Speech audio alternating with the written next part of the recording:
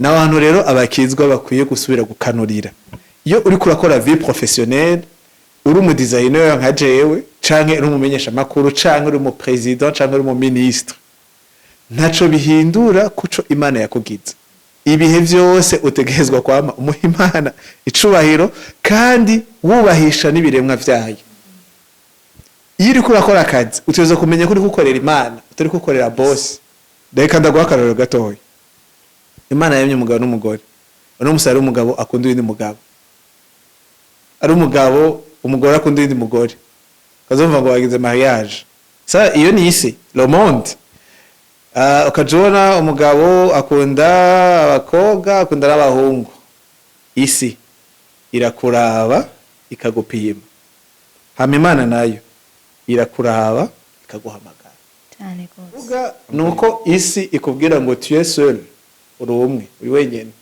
hama Imana nayo ikakubwira je te connais tu es connu kona mama wawe batarahura muri 1800 Imana yari kuzi iyo tubonye umuntu afise umubiri mwiza uremvye bihutira kuvuga ko abayeho neza ubayeho neza abafungura neza ufungura neza abafungura ivyo kurya vyuzuyemo intungamubiri ariko ibifungurwa birimo ndema mubiri sanganyangaburo na ntangaguvu nibiri mu mikoro ya bose rero tubarangire ubu inisi huzuyemo ivyunyunyu byose bikenewe n'umuntu wari we wese kuva ku mwana w'uruyoya abibungenze reka gushika no kubageze mu zabukuru ubu inisi amagara meza ubuzima bwiza twandikire kuri 67 amajana 83 amajana 72 ubu inisi turi kumwe namwe ndabaramukije bakunzi b'ikiyago TV show turabahaye kaze mu kiganiro cacu ugiye kubashikiriza ikiganiro ni Akimana Ani Krista uno munsi dufise umutumire wacu ni Ishimwe Urlich Rossi benshi bazi ku izina rya Dan Rich ya uno munsi nivyoroshe na gato uno mutumire wacu turaguhaye kaze cane Urlich murakoze cyane ego tugiye kuganira ku civugo canke theme ivuga ngo ni giki isi imvugako canke ni giki Imana imvugako bisigura ngo ce que le monde dit de moi ou ce que Dieu dit de moi. Mbega Rich ushobora kudufasha gatoyi kwagura iryo jambo murakoze turashobora kugenda mu buryo buri direct ndabashimiye ko mwantumiye nka participa mu biganiro byanyu nizera ko bifasha benshi cyane gose rero reka nanje mbandanye nyene nkandagira muri ayo makanda yanyu yo gushikira benshi no kubashikiriza icimana yabashize ku mutima ego ayo majambo n'amajambo abiri nibaza yuko adasa kandi adatanga inyishu imwe icambere nico isi ivuga ko uko isi mbona hama ni ico Imana imvuga ko dufatiye kuri point numero 1 ndaza kuvuga kuri ico gice cambere ico isi imvuga ko ndaza kuvuga ama point atanu canke navuga ingingo zishika kuri zitanu z'ukuntu isi itubona mu buryo busanzwe canke buri generale bifatanye n'ubuzima bwacu bwa misi yose icambere ni ivyo jewe nkora donc des produits ce qu'on produit ico niyo point de vue ya mbere isi itubonako rero ico de produiza ni bikorwa dukora akazi travail canke ivyo tumaze gushikako ama réussite canke amafaranga dufise donc ivyo ni ibintu bishobora kuva kuri produit ce que nous produisons hama icakabiri n'ukuntu abandi bantu banyiyumvira ce que les autres pensent de toi ou de moi ou de nous rero tugeze ku bintu abantu uko batwiyumvira ko bo hariho réputation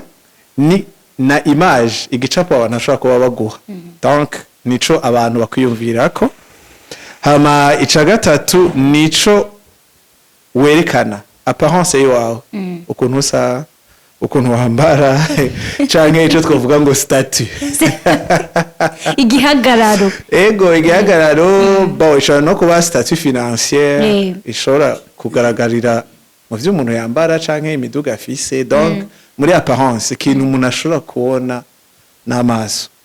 Hama point ya kane ni kuvuga ivyo umaze kunanirwa n'ivyo umaze gushikako. Ce que tu as raté ou réussi. Donc iyo nindi vue ici itubonako iduha kandi en fait ivyo nyene nivyo ifise tuvugako. Hama ica gatanu ica nyuma ni est-ce que urafise valeur. Hama izo valeur zawe nazo ziri utile. Donc ton utilité ça fait aussi partie y'ukuntu isi itubona. Donc nubwo ntorinda ndavuga birebire nibaza yuko bitahuritse keretse ko mushaka yuko duhava tuja en profondeur ya point imwe mugabo atari cane. Ego mbega none wego uratubwiye izo ndinganizo zitanu ariyo mapoint atanu. Mbega ego reka twinjire gatoyi indani gatoyi ugenda uratubwira kuri imwe ko kurumva twebwe ariko aradukurikirana barakeneye kumva neza urumva babitahure icarico kuko nk'umukirisu kuba muri iyi si ikintu coroshe namba. Rero ndakeneye utubwire usigurire abakunzi bacu neza na neza izo ndinganizo uko ari zitanu. Ego jewe nashimye kuvuga zitanu muri nyinshi.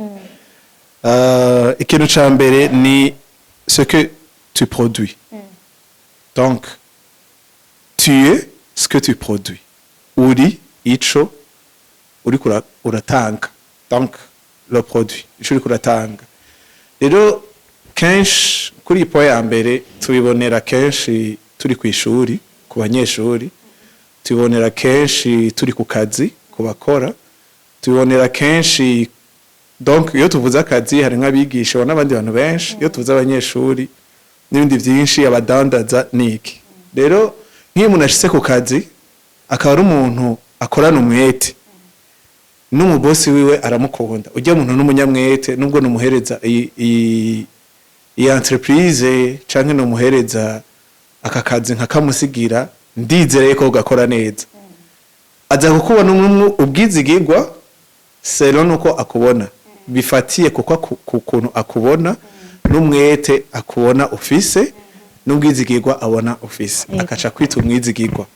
Umunyeshuri baraba kuri bulletin yashise muhira we kanyamanota 59%, amanota 59 avuga ati mwana wanje wagerageje mugabo nibaza yuko woba uri mu bantu baciye ubwenge hagati na hagati mu ishuri. Mugo ugiyerekana amanota 90 avuga ati umwana wanje nincabwenge. Ego ayo kubera ko yakoze examen yabitoye uravyumva. Donc ni ikintu ariko arakora ariko araproduiza kice kimuha icarico. Ushobora kuba kandi ushobora kuba umudandaza neza. Kandi twibukanya yuko turi muri point y'umukirisu umuntu yamenye Imana. Exactement. Ego toujours nubwo waramenye Imana isi ifiguma ifise uko kubona. Ego na Bibiliya iguha ifise ukundi kuntu kubona. Donc nyene ukuntu kudefinisa uko nyene. Rero ibi bintu birafise aho bihuriye mu buzima bwacu bwa misi yose ukuntu bigenda biduhindura. Mugabo kandi uza gusanga bifise itandukaniro. Rero dufatiye kuri iyo point ya mbere umuntu bivanye ku kintu ariko arasora ariko araproduiza kiramuhereza ukwari identité. Ico bashobora kumuvugako, ico bashobora kumwita.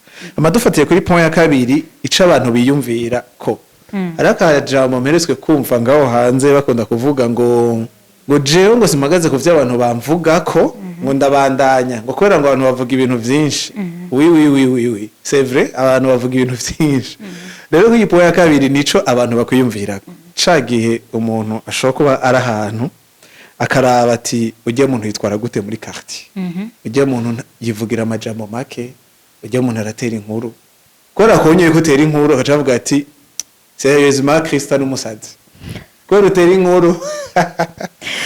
Ara nandi anashaka kubona ukuntu ufasha abantu uravyumva bakavuga ati ujye muntu umutima mwiza afise urarenze ntiyo kwica no mubu ko ukuntu abona gentillesse. Rero ivyo navyo nyene ça fait partie ya réputation. Ukuntu utera inkuru ukuntu uvuga ukuntu ufasha abantu ça fait partie ya réputation.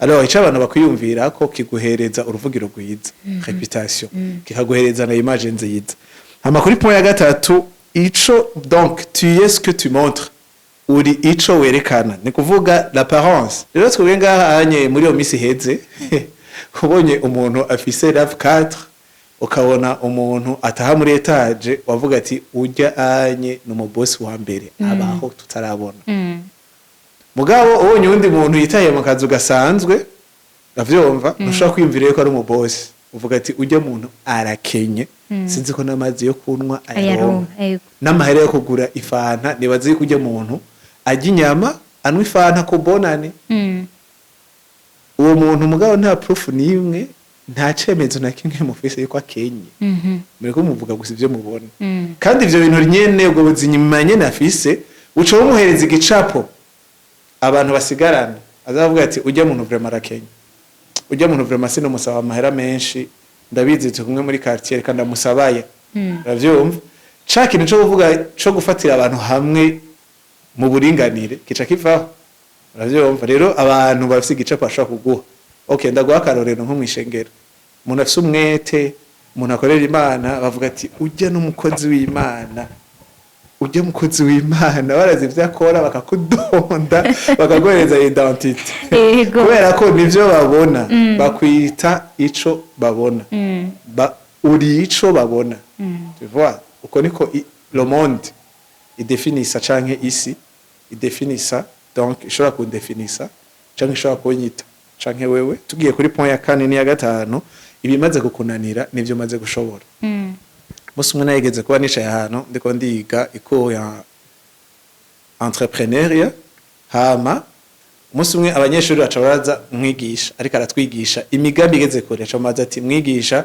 twereke kuri ko aratwigisha gukrea imigambi twereke ivyo maze gukora vyakunaniye canke vyashobotse uwo mwigisha ico gihe kwera atari muri yo bain y'imigambi nakubwiye arabuze cha twishura mugaro n'abandi baza kwigisha ivyo bize bakacashira ko na experience abanyeshuri batashaye ko ari doga avuga ati uje n'umu entrepreneur wahe atagira imigambi bo mu ruhande rumwe ego wo kwibaza tujya n'umu entrepreneur wahe mu rundi ruhande naho mvuga ati je ujya n'umwigisha wa entrepreneuria so mu entrepreneur ayibona hariho urumva gutanga icigwa no kubaho ubikora ibintu bibiri bidasa cyane gose urumva rero nisi niko tubona nkora ibijanye na entrepreneuria ndo mu entrepreneur nigisha ibijanye na entrepreneuria ndo umwigisha wa entrepreneuria sindi mu entrepreneur ayibona nuko kuntu nyene isi igendera tuvuga niko tuba turi niko batubona nico tuvuga ko kuri point ya nyuma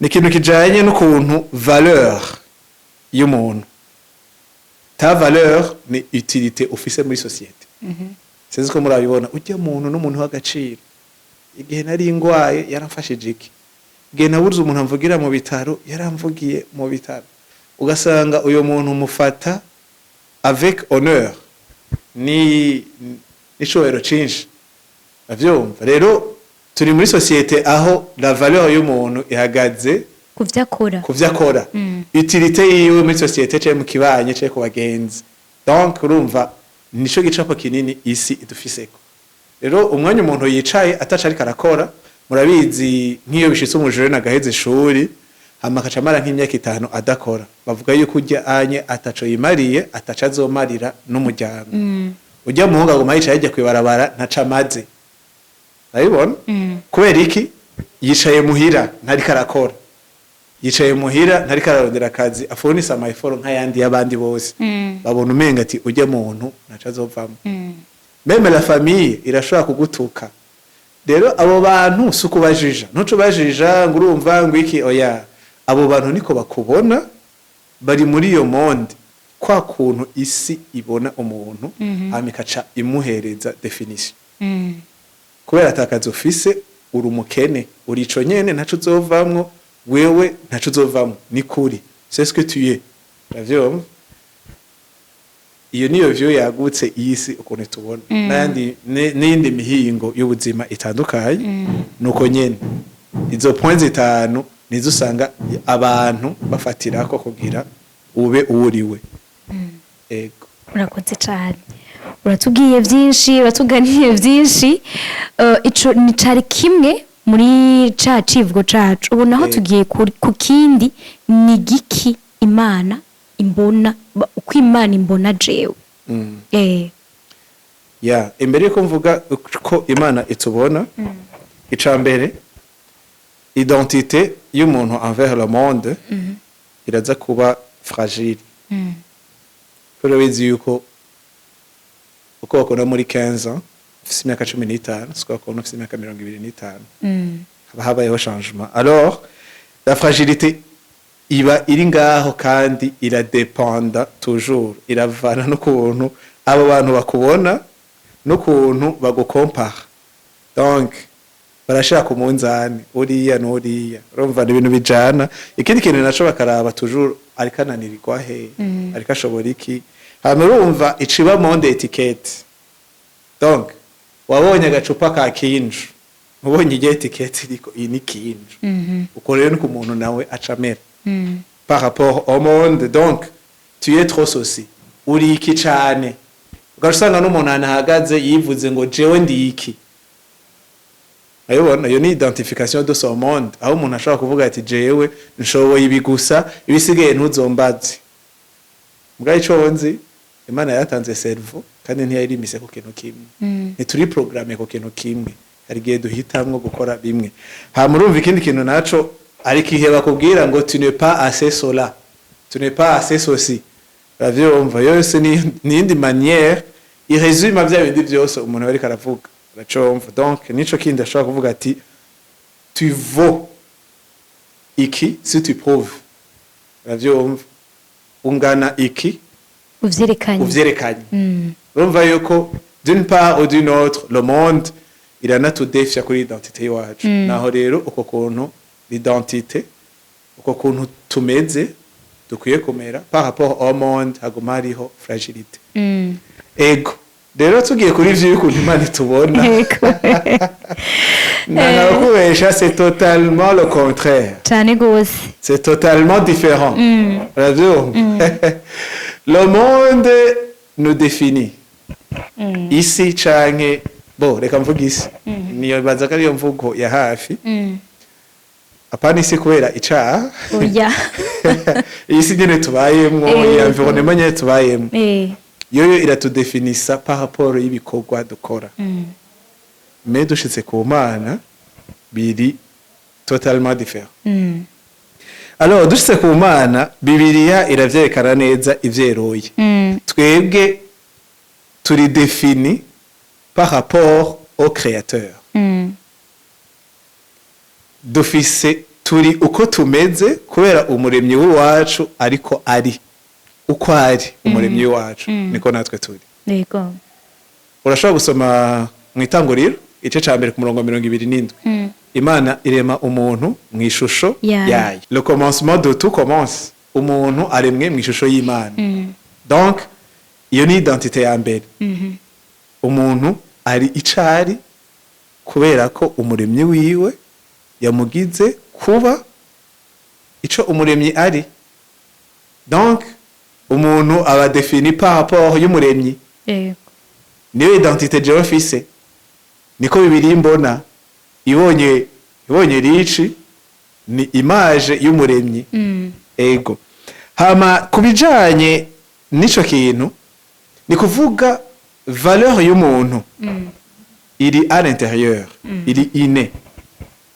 si kintu tuba dufise kubera tukimérite non si kubera tuba twakoze cane kugira tubimerite mugabo imbere yo kwajisa canke imbere yo kunanirwa imbere yuko ugira ikintu ukoze canke imbere yuko unanirwa canke imbere yuko ushobora usanzwe uri deja défini imana isanzwe yaraguhaye indanga gaciro imana isanzwe yaraguhaye uko umeze tu vois donc ni muri iyo nzira bibiliya itwereka ibitandukanye nuko isi ibona ica kabiri ngira mvuga amapoint atandatu ukuntu bibiliya itubona ica kabiri nukuntu jewe uko nkenewe uravyumva canke uko nzwi ugiye kuraba ikintu kimwe ugasoma muri Yeremiya nk'igice ca mbere ku murongo wa 5 Bibiri ivuga yuko imbere yuko ubumbwa mu nda ya mama wawe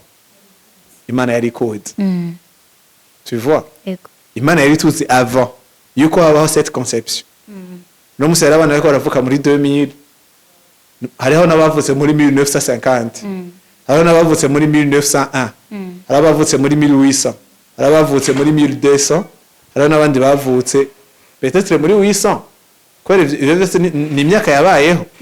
Mugabo iyumvira ikintu kimwe, Imana papa wawe na mama wawe batarahura muri 1800, Imana yari ikuzi.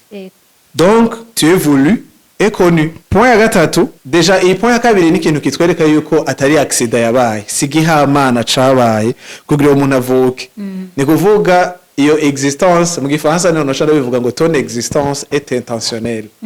Iyo existence Imana niyo yishizeho n'urukundo irazi gituma yishizeho. Donc aho nta mérite na ntoyi irimwo, le créateur umuremyi yarabishatse. Ica gatatu ni ikintu kivuga ngo tu es aimé, urakunzwe. aho rero akabanza kaca kaza ni Ego. ndakunzwe, nkunzwe n'Imana, nkunzwe n'abantu. Exactement, tuko tuvuga uko Bibiliya ivuga tuvuga ko ego. Donc ndakunzwe, Dieu m'aime. Sindiko ndavuga papa, sindiko ndavuga mama. Kubera ko papa na mama ni indi identité. Ego iri biblique, abavyeyi bari biblique. Ni Imana yabaremye Adamu na Eve kugira babandanye bashise umugambi w'Imana mu bijanye no kurondoka. Reproduction. Ego nivyo.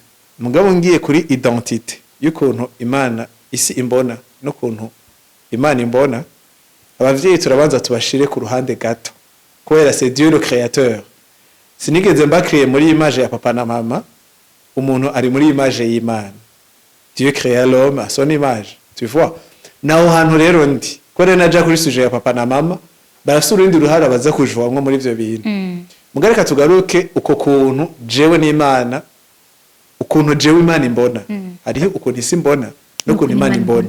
Mu kuntu rero Imana imbona kuri point ya gatatu, irankunda. Ugiye gusoma muri Yohana igice ca Yohana wa mbere igice ca 4 ku murongo wa 8, Dieu est amour. Dieu est amour. Mana ni rukundo. Mana ni rukundo. Muri intention yo kundema, muri bimwe mu byatumye indema mwishusho yayo harimo kwinkunda. Uravyumva? Ni kuvuga uko Imana imbona, irabona umuntu ikunda, irabona umuntu yitaho, irabona umuntu irinda ko iri mukunda. Iyo si mérite, niko Imana ibishaka. Uravyumva? Tugiye kuri point ya 4, ari kintu kimwe reka ndakivuge mu gifaransa. Tu es faillible mais pas rejeté. Donc urashobora kunanirwa mugabo nuri gitabwa. Voilà. Ivyo rero bikora kuri sujet iri sensible yitwa icaha. Muri identité yacu ko Imana itubona harimo ko turabanyabyaha. Rero kuba faillible ni kuvuga warananiwe quelque part. Hama Imana ntiyagutaye. Tu vois? Rero nk'ubunye ugiye gusoma mu Baroma ishesha 3 ku murongo wa 23, bavyumva bose barakoze ivyaha ntibashikira ubwiza bw'Imana. Barananiwe. Verse y'ikirundi iravuga yuko batashikira ubwiza bw'Imana. Mugiye gusoma izindi ndimi hari ahantu uza gusanga lomo ivuga ngo bananiwe guhimbaza Imana. Bose barakoze ivyaha bananirwa no guhimbaza Imana. Naho rero mvuga ati tu es faillible mais pas rejeté. Warananiwe no guhimbaza Imana, hama Imana nayo yagutaye. Yego. Tu vois? Nimba yari mérite kuri point numéro 2, tu es voulu et connu. Nimba yari mérite, Imana yari ikuzi kabigushaka kwera ari mérite. Caca kibikindi kibazo. Wari kunanirwa ikaguta. Mais kwera notre existence il est intentionnelle par rapport à l'amour de Dieu. Uravyumva? Imana nti duta nubwo tunanirwa, iratugumana. Alors Bibiliya ntibishatse gushira ku ruhande amakosa yacu. Bibiliya ntibishatse gushira ku ruhande ukuntu twananiwe. Mugabe Bibiliya ibikira twereka yuko Imana itugarda malgré son amour. Hama point ya gatanu, tu es racheté et restaurable. Tu vois? Alors, tumaze gushika aho hantu tunanigwa, Imana ntidute, navyumva. Icitanga umwana wa Yesu Kristo kugira atwigure. Abo mu mediateur, umuhuza hagati yacu n'Imana. Yego. Kugira kwa gutakaza guhimbaza Imana, gushobora guhimbaza Imana, bimwe twatakaza kubera icaha, Yesu aca bisubizaho, arabinagura, la restauration. Abinagura biciye mu kiguzi cyo gutanga ubuzima bwiwe nk'ikimazi imbere ya data gishimwa cera kandi gitunganye. Tu vois? Aho rero haca haza ahantu umuntu agaruka ku Mana, agahuza n'Imana, umuntu agakunda Imana, Imana isanzwe ikunda umuntu, umuntu akiga gukunda Imana afatiye ku rukundo Imana imukunda. Rero mu Bikorinto igice ca kabiri, Abikorinto ba kabiri igice ca gatanu ku murongo wa 17 no murongo umenyerewe, aho uvuga yuko umuntu yari muri Kristo Yesu abahindutse icaremwe gishasha, ivya kera babihise, Yego. ababaye icaremwe gishasha. Donc nta kirego kiri kuri we. On est racheté et restauré. Donc ça fait partie y'ukuntu Imana itubona. Ica gatandatu ni ikintu kiryoshe cyane kivuga ngo tu es un enfant de Dieu. Uri umwana w'Imana. Ariko rero ibintu dora tubikoresha nabi rimwe mugabo iyo siyo nshaka kuja. Uko Imana imbona nuko ndi umwana wayo. Ndi umwana wayo biciye he? Yohana igice ca mbere ku murongo wa 12, abantu bose abamwakiriye Yesu Kristo bose yabaye kuba abana b'Imana. C'est ça. Rero hama hariho ikintu mu guconclure, reka ngire conclusion, ngira contrast y'ibintu bibiri, kwisi mbona no kw'Imana imbona. Okay, Imana isi imbona gute? Tu es ce que tu fais, uri ico ukora. Hama Imana nayo ichimbona gute? Tu es ce que Dieu dit, uri ico Imana ivuga kuhuri. Point numéro 2, ta valeur so gagne, agaciro kiwawe uragakorera canke urakamurita numbaze tu approve. Muga hageze ku Mana, ta valeur est donnée, uragahabwa, agaciro kawe uragahabwa. Ikindi kintu ca novuga kandi ca gatatu, tu dois prouver, utegerezwa kwerekana ko ico kintu urabibona ukimerite ugishoboye. Ibintu byose tu dois prouver. Muga hageze ku Mana, tu reçois, urakira ku buntu kandi. Exactly. Exactly, ku buntu kwera yagukunda. Hama hageze hari ikindi kintu kivuga ngo tu es défini par ton passé.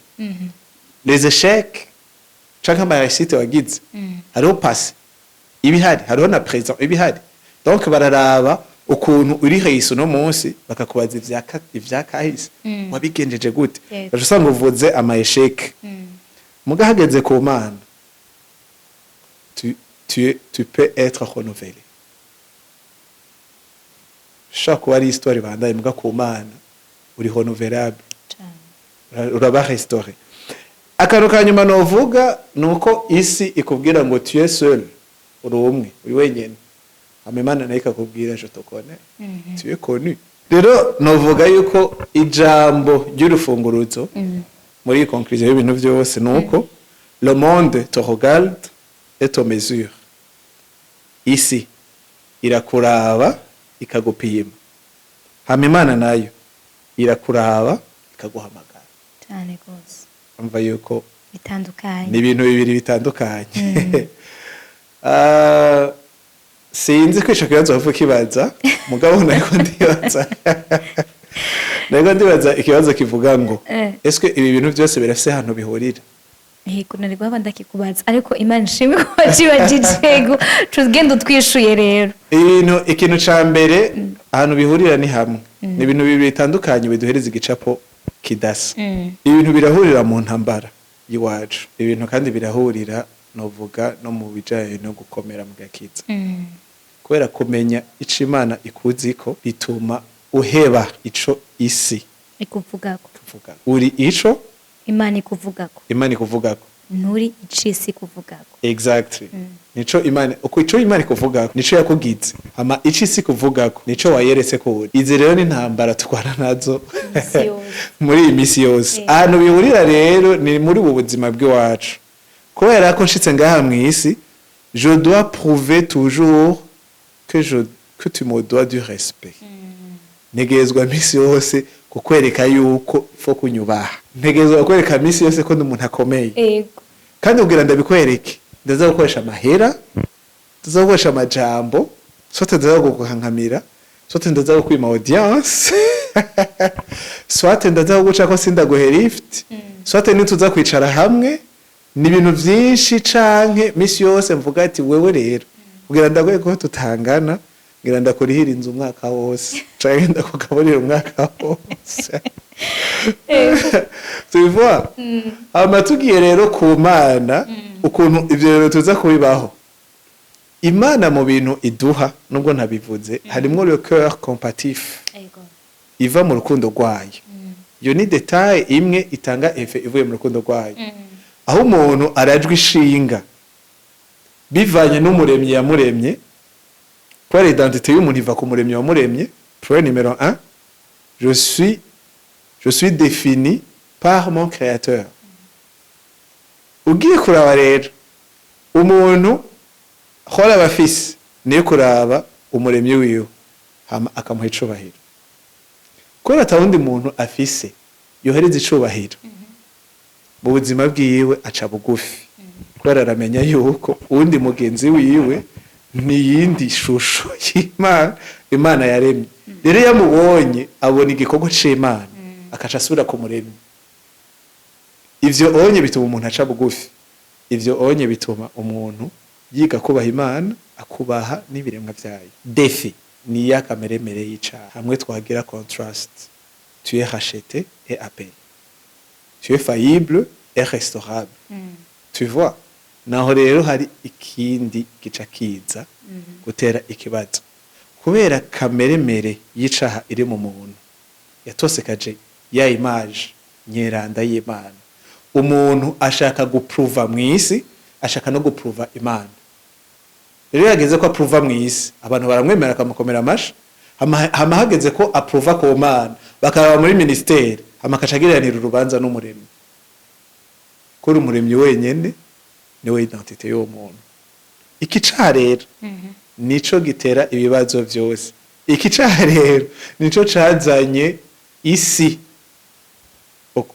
definition y'ukuntu isi imeze ubu rero turiko turabaho no muri vie professionnelle usanga dushaka yuko le monde nous définit kandi dukijijwe alors que professionnalisme ya mbere iri hisi iva ku Mana nama mbona abantu bacapa nama mbona abantu bazi gufata neza amajardin nama mbona abantu bazi vraiment ibintu byinshi mugabo ugiye kuraba muri Bibiliya uza gusanga umuntu wa mbere azi gutreta neza jardin azi amashurwa jana azi ibiti bijana ni Imana cyane gose amashurwa abeho arabaho ubwoko bwose bw'amashurwa ubwoko bwose bw'ibiti ubwoko bwose bw'ibikoko tu vois hama eje kurema umuntu ikimushira muri iryo tongo ikimuhereza itegeko ryo kuririma no kurizigama Dieu avait donné yari yamuhaye ubwo bushobozi iyo capacité yo kubifata neza akabizigama akarima itongo tu vois ntigeze imuha isuka arabona hari ibintu bishasha byo kera twakangazisha amaboko wararima n'isuka ukacutora amaboko yawe ukacukangata mu bw'ubunyeri ibintu by'amahato ubuhinga bukura aho umuntu yaje kurima acatora hato akakwega byatsi tu vois Adam ivyo ni vyari bihari tu vois ukuntu umuntu Imana yamuremanye amakapasite yose Dieu a défini l'homme mugabo urabintambara iri kiraba ubu unye umwana w'umuntu ariko arakora kugira isi imudefinise kandi asanzwe afise une définition iyo rero ni ntambara aho caboneraho ubwira abantu bakijijwe yene niko karakako turangiza n'ikiganiro ico bwira uno musi umuntu mukirisi umuntu yamenye Imana ariko aragwana iyo ntambara yo kumenya icari mu Mana kuko urumva turafise isi tuvugako dufise n'ico Imana tuvugako ariko twe twibanda cane gose kuri ca kindi isi tuvugako kandi usanzwe dufise identité muri Yesu. Exactly. Ndakeneye rero ngo dusozera ikiganiro ubwire umuntu wese ariko akurikirana Ikiyago TV show umuntu yamenye Imana ko tukwiye kwigenza. Icambere umuntu atarakizwa atarakira Yesu asanzwe afise une identité iva ku Mana. Kuba umuntu yaremye mu ishusho y'Imana ntivyaciye bitakara ko yakoze icaha, agoma ari umuntu yaremwe mu ishusho y'Imana gusa yananiwe no guhimbara Imana. Iyo ni identification deja isanzwe iraho iri naturelle. Identification yacu mu Mana uko Imana itubona nuko itwita kiragutse. Iyo rero tuje kubijanye na identification y'umukizwa bica bihera mu itanguriro bikazana ya nature yose hama bikaca bifatana na identité en Christ, aho dukizwa dukijijwe ivyaha, dukijijwe ububi bwacu kwa gutandukana n'Imana, Yesu akaduhereza ubuzima bushasha biciye mu gufa no kuzuka kwiwe tugasura kunwana n'Imana. Iyo ni yindi identification, aho Paulo ababwira ati mwibuke yuko muri birenga bishasha mwishanijwe na Yesu Kristo. Tubivoa navyo, iyo ni yindi identité ifatiye kuco Yesu Kristo yakoze, ari hahandi faillible mais restauré, racheté et appelé. Tu vois, ico ni gikorwa ca Kristo nticigera kibura muri identification yacu. Rero nako ndavuye ko abantu sometimes babakizwa baratakara, duhora dutakara kubera ko dukurira ahantu isi iriko irasumvya ingufu ivyo bintu itegezwa kukudefinisa. Reka ndagwakararo gatoya. Imana yemye umugabo n'umugore, uno musari umugabo akunda undi mugabo, ari umugabo umugore akunda undi mugore, kazumva ngo bagize mariage. Sa iyo ni isi le monde. Ukajona umugabo akunda abakobwa akunda n'abahungu, uravyumva? Hama rero bakaca bagira na communauté yabo bakaca bitwa n'izina, uravyumva? Ayo c'est ma identification kandi ari défendu au niveau mondial kandi ashaka ko influence isi, kandi ivyo bintu vyose biri mu bintu vyonona image y'Imana. Tu vois? Rero abantu bakijijwe igihe bananiwe no kumenya kwanza amamuko yabo, kwereka Imana yabonye ko Adamu akeneye umufasha, hama nticiremo umugabo nkawe kaciremo umudamu. Tu vois? Novuga rero yuko twege abantu bavuze ubwa kabiri turakwiye kugaruka gusura kuraba ibintu kuno tubikora. Abikorinto ba mbere igice 10 ku murongo wa 31 havuga gute? Iyo mujya, iyo munwa n'ikindi kintu cyose mubikore mushimisha Imana kubw'icubahiro cayo. Nta shwa Imana iduha y'ikintu tuza gukora cyangwa tutaza gukora. Tu vois? Nuko shwa dufise nimwe gusa, nuko dushitsa l'objectif yatumye Imana iturema. Aho umuntu asenga Imana imwe akayikorera yonyene, uravyumva, akayinezereza ari yonyene ibihe byose adasenga ibindi bigirwa Mana. N'abantu rero abakizwa bakwiye gusubira gukanurira. Iyo uri kurakora vie professionnelle, uri mu designer nka jewe canke uri umumenyesha makuru canke uri mu president canke uri mu ministre, ntaco bihindura kuco Imana yakugize. Tu es redevable à Dieu. Ibihe byose utegezwa kwama umuhimana icubahiro kandi wubahisha n'ibiremwa vyayo. Iyo uri kurakora akazi uteze kumenya ko uri gukorera Imana, utari gukorera boss.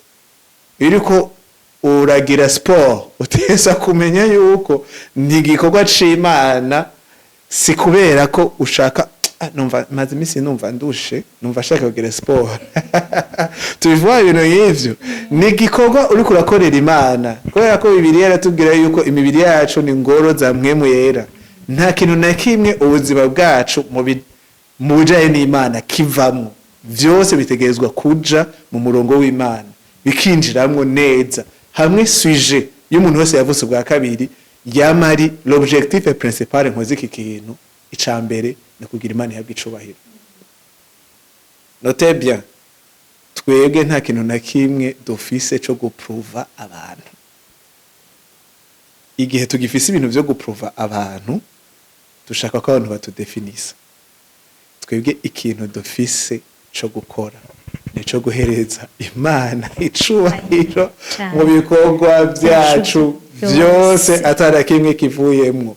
Isi n'abantu bashaka kutudefinisa uko Imana itari kira tudefinisa, tubireke. Ca duca bugufi, ca dukundana nk'uko Imana idukunda, tugaca dufasha abandi nk'uko Imana ibidusaba ko tubikora. La vie devient facile. Mais utabikoze cyaba complication. Uravuze cyane Erlich, uratubwiye uradusobanuriye nk'uko abantu batari batahuye mbega koko canke batari bwatahure. Hariho uno munsi umuntu yamenye Imana mugabo akiduta kuri identite yiwe muri Kristo. Rero nibaza ko baza gutahura byinshi biciye muri iki kiganiro. Turagushimiye cyane gose, nibaza ko n'undi munsi nitwagwamagara uzotwitaba. Murakoze kushimira, nanje ndabashimiye, nzobitaba. Sinzi ko mutangana cafe. Turayitanga cyane. Oh, Imana bahezagire, c'est bon. Merci beaucoup. Ego, murakoze. Turashimiye bakunzi b'Ikiyago TV show, twashoboye kubana muri uwo mwanya wose w'ikiganiro. Nibaza yuko tuzosubira aho butaha mu kiganiro cacu gikurikira. Mwarahezagiwe.